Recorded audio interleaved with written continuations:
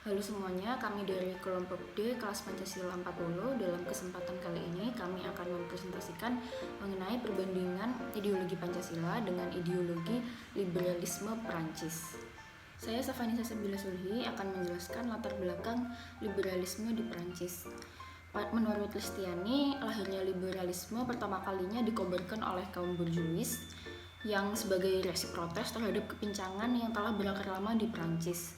Hal ini menunjukkan bahwa lahirnya paham liberalisme di Prancis ini tidak terlepas dari revolusi Prancis yang merubah seluruh aspek kehidupan di Prancis secara besar-besaran dan mendasar.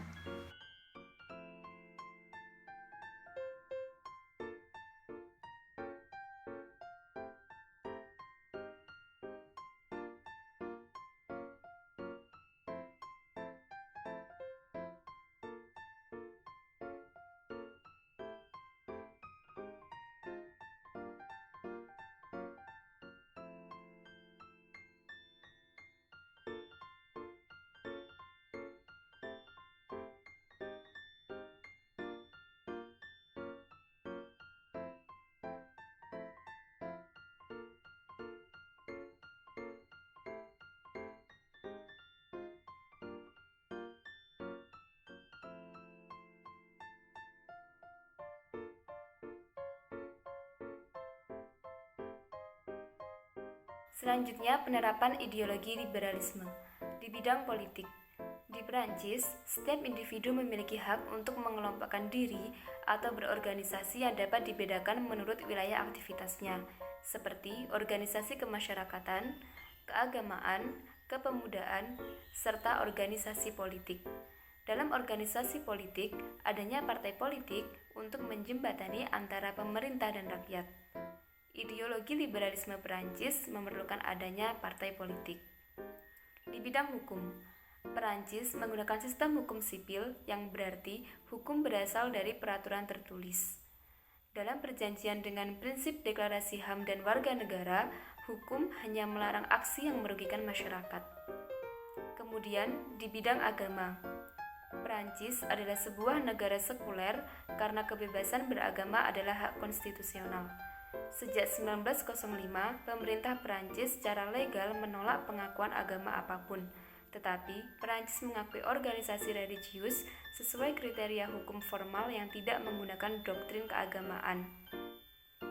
Kemudian, di bidang sosial budaya, Perancis memiliki pandangan individualisme yang tinggi. Mereka menghargai pada kebebasan serta tanggung jawab individu dan berpandangan bahwa segala sesuatu harus diperjuangkan sendiri dan harus melakukan segala pekerjaannya dengan sungguh-sungguh sebagai perwujudan dari perjuangan individualismenya. Perkenalkan, nama saya Muhammad Diandra Putra dengan NIM 19 Ini saya akan menjelaskan tentang perbedaan antara Pancasila dan liberalisme. Liberalisme sendiri adalah paham yang lahir karena ketidakadilan terhadap hak kaum borjuis di Prancis pada revolusi Prancis. Dan dia juga memiliki demokrasi liberal, itu adalah sistem politik yang menganut kebebasan individu. Dan hukumnya pun untuk melindungi individu dan kebebasan individu. Seluruh aspek kehidupan merupakan nilai utama liberal dari Prancis. Selanjutnya di Pancasila. Pancasila adalah hukum yang menjunjung tinggi keadilan dan keberadaan individu dan masyarakat yang tidak diciptakan oleh negara tapi digali dari budaya-budaya masyarakat terdahulu. Pancasila adalah ideologi terbuka, bersifat inklusif, tidak totaliter, dan tidak dapat dipakai melegitimasi kekuasaan sekelompok orang. Yang terakhir, sebagai ideologi terbuka, maka nilai-nilai dasar Pancasila dapat dikembangkan sesuai dengan dinamika kehidupan bangsa Indonesia dan tentang perkembangan zaman sesuai kebutuhan. Perkenalkan, nama saya Muhammad Hildan Tarafidi. Di bidang agama, dalam sila pertama Pancasila, Indonesia sangat menjunjung nilai ketuhanan. Sedangkan dalam negara liberal, kehidupan agama diatur secara bebas, sehingga muncul orang yang tidak percaya Tuhan. Hal itu bertentangan dengan nilai sila pertama di mana bangsa Indonesia mengakui nilai ketuhanan. Di bidang politik, paham liberal dapat diterapkan karena individu dapat kebebasan dalam menyatakan pendapatnya. Negara penganut paham liberal biasanya mengambil keputusan melalui sistem voting. Dalam paham liberal, aspek ekonomi adalah bidang yang dikembangkan secara bebas. sehingga pemerintah tidak diperbolehkan ikut campur. Berbeda dengan pemerintah Indonesia karena masih ikut andil. Jadi ideologi liberal kurang cocok diterapkan di Indonesia. Perkenalkan, nama saya Altafus Ramadhani dari Grup D. Di sini saya akan membacakan kesimpulan ideologi yang terbaik bagi Indonesia.